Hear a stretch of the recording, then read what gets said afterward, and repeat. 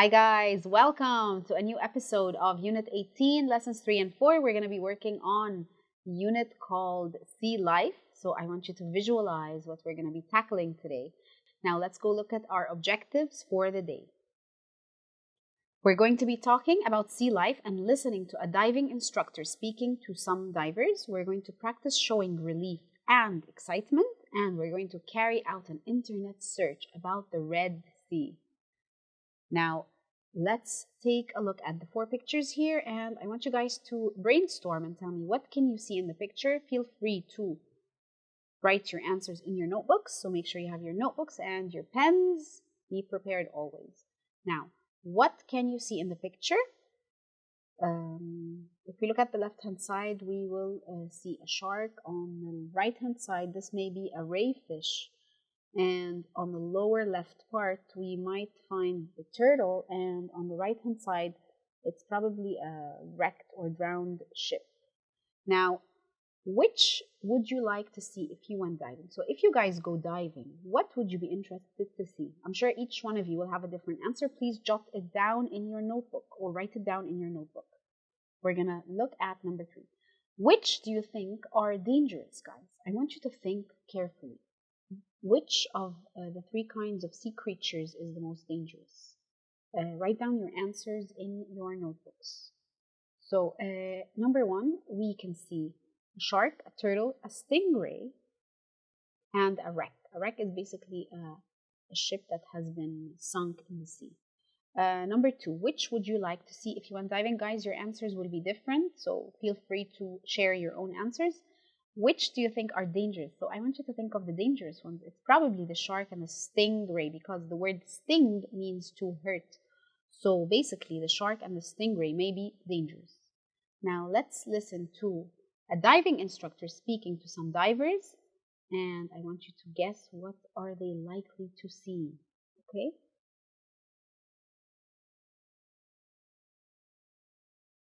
Good morning, ladies and gentlemen. Good morning. My name is Tamer and I'm your diving instructor for today. Unfortunately, Samir, the instructor you had with you yesterday, isn't well, so he can't come today. I just want to talk to you for a few minutes before we go on our dive today. So, have you got all your diving equipment with you? Yes, thanks. Good. Let me tell you where we're going today. First, we're going to Shark Reef. This is where you could see some gray sharks. Have any of you swum near sharks before? No, never. Okay, well, if a shark is eating food or it feels frightened, it might not be happy to see you. However, we do not look like a shark's food, so they won't try to eat us. If we see a shark, we will get behind a coral wall and hide.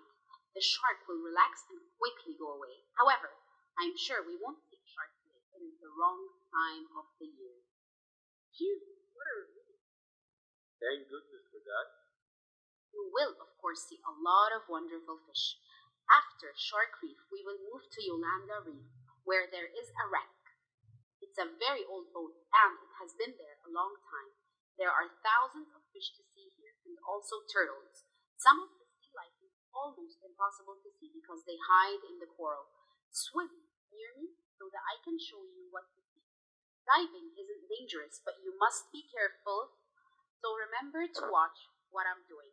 Near Yolanda Reef, there is a fantastic coral garden full of beautifully colored coral. You will be amazed.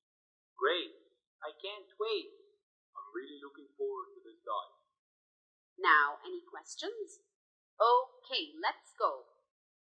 Okay, guys, I want you to look at question 2. You've already listened to the diving instructor speaking to some divers. So now I'm going to ask you, what are they unlikely to see? What are divers unlikely to see? Basically, they're unlikely to see a shark because sharks will not be roaming around in that particular area where they are diving. Question 3, number 1. Why isn't Samir with the group today? I want you to remember, why was Samir absent from the group? It was because he isn't feeling well. Guys, check your answers, please, as we go along. What are the divers taking with them? So what do the divers take with them? They are taking, definitely, by default, their diving equipment. Let's move on to question 3. Where will the divers go if they see a shark? So if the divers see a shark, what are they going to do? Where will they go? Let's see. And they are probably going to go behind a coral wall, probably for protection. The next question is, what has been in Yolanda Reef for a long time? What has been in Yolanda Reef for a long time? It is basically a wreck. And number 5, what should the divers do to be careful? So what should the divers do to be careful? They should watch what the instructor is doing. They should watch what the instructor is doing to be careful enough. Now we're going to move on to work in pairs. Guys, choose an activity from below, tell your partner about it, and listen to your partner and show relief or excitement using expressions from the functions box. So guys, I advise you to go find your mom if she's in the kitchen or if she's somewhere around the house and try to practice with her, or maybe one of your friends, or maybe even your sibling, brother or sister. Now, choose one topic only.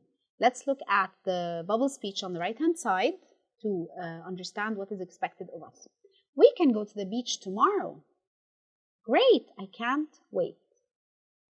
So we're practicing by choosing a topic from numbers 1 to 4, and then we're going to show relief or show excitement. Okay, let's model together. Let's try number 2. You thought you did badly in an exam, but you did well. If somebody's telling you that you thought you're going to do badly, but you did well, you're probably going to be relieved. So you might say, whew, what a relief, or phew, or thank goodness for that. Now, what about if grandma tells you that your friend can come to the family party on Saturday? Ooh, if your grandma tells you that your friend can come to the family party, how will you feel? If you're having your friend over at your family gathering, you'll probably say, great, or I can't wait, or I'm looking forward to that. And number 4 is, the news said that a bad storm is coming, but now they say it has moved away. So there was bad news, but now we feel relieved that it's not going to happen because there's not going to be a storm. So in that case, we're going to say, what a relief. Now, we're going to do our internet search. So guys, please get your phones and we're going to scan the barcode using our mobile cameras in order to learn more about sea life in the Red Sea. Guys, that's a wrap for today. I want to thank you. We have completed the following. We have talked about sea life and we listened to a diving instructor speaking to some divers. We have also practiced showing relief and excitement, and we carried out an internet search about the Red Sea. Feel free to revise whenever possible, and guys, always do the right thing. Hi guys, we're going to continue lesson 4, unit 18. And our learning objectives for the day are, we're going to read an article about the Red Sea. We're going to read an article about the Red Sea and we're going to answer questions. And then once we're done, we're going to talk about the importance of protecting sea life. Now let's get started. The Red Sea is one of the warmest seas in the world. For this reason, hundreds of fish and animals live there. In fact, if we didn't have the Red Sea, the world would have 20% fewer kinds of fish. One of the special kinds of fish that live in the Red Sea is the sailfish. I want you to look at the picture, guys, on the right-hand side. This is the fastest fish in the world. It can jump out of the water at 110 kilometers per hour. Stingrays also live in the Red Sea. They live in groups of 5 or 6 or usually stay at the bottom of the sea. They like it there because the other fish can't see them. There are also more than 40 kinds of sharks. Some of these are up to 3 meters long, but not all of them are dangerous. You may be surprised to know that some coral can be more dangerous. Divers need to be careful of fire coral. It is called this because if you touch it, you will burn. Large animals also live in the Red Sea. Green turtles grow to about 1.5 meters long and live for 23 years or more. If they are in water, they can swim at about 55 kilometers an hour, but they are very slow when they walk on beaches. They usually only visit beaches every 2 to 4 years when they are ready to lay eggs. A mother turtle can lay up to 200 eggs in the sand. So guys, we're going to look at our vocabulary words in red. Our first word is sailfish. Our second is green turtles. And our third is sand. Now, I'm going to ask you to complete the following sentences. Please use your pens and write your answers in your notebooks, and then feel free to check along with me. If we didn't have the Red Sea, the world blank. If we didn't have the Red Sea, the world would have been 20% fewer kinds of fish. So the world would have less than 20% kinds of fish. If you touch the fire coral, what would happen, guys? It will burn you. And number 3, if green turtles are in water, they blank. They can swim at about 55 kilometers per hour, which is actually not very slow compared to land turtles, if you know what I mean. Now we're going to go on to questions and answers. Guys, let's look at number 1. Why do so many birds and animals live in the Red Sea? Guys, think and visualize, why do birds and animals like to live in the Red Sea? Do you think they find their needs, maybe? Their needs are being met? Could be. So, because it is one of the warmest seas in the world. Of course, you know that birds and animals sometimes cannot withstand high temperatures, specifically birds. So, the fact that the Red Sea is warm helps birds and animals to live there. Question 2. Why do stingrays usually stay at the bottom of the sea? Why do stingrays usually stay at the bottom of the sea, like deep inside? Well, basically, it's because other fish can't see them, so they don't want other fish to see them. What kind of what kind of fish do you think they are? Maybe they're smart. Number 3, how big are some sharks in the Red Sea? So, what are the sizes, or how big can a shark get? It can be up to 3 meters long. And question 4, why and when do green turtles visit beaches? Why and when do green turtles visit the beaches? Now the answer is they visit beaches every 2 to 4 years to lay eggs. Every 2 to 4 years to lay eggs. That's quite interesting, guys.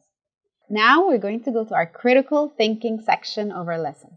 Do you think we should protect sea life in the Red Sea? Why or why not? So guys, I want you to visualize the animals and the birds that live there. And imagine the kind of things that happen to them or what they're exposed to in terms of temperature, weather, pollution, and so on, if there is pollution over there. And tell me, do you think we should protect the life of the sea creatures or not? And explain your answer. And that's a wrap for today, guys. We have talked about sea life, and we listened to a diving instructor speak to some divers. We practiced showing relief we practiced showing relief and excitement. We carried out an internet search about the Red Sea. We read an article about the Red Sea, and we answered questions, and we talked about the importance of protecting the Red Sea or sea life in general. Guys, thank you for today. This was Ms. Sara Basyouni. Love you all. Have a great day.